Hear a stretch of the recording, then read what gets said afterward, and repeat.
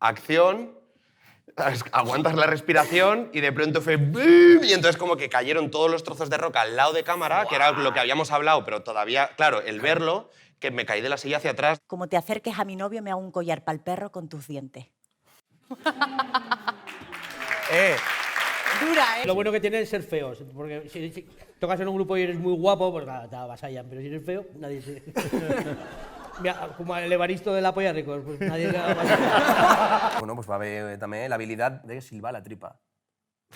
Hay que fijarse en el conjunto.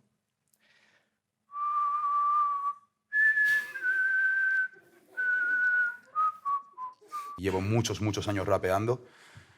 Jamás pensé que pudiera vivir del rap y ahora más prácticamente hace 10 años que el rap me paga los porros y los juegos de la Play. Así que... Mi pueblo es el mejor. Es mandar un mensaje a la gent de Xea. Ya sabéis que siempre estoy agradecida con todos vosotros y siempre orgullosa de dónde soy, porque no puedo ir a ningún lado sin saber de dónde vengo.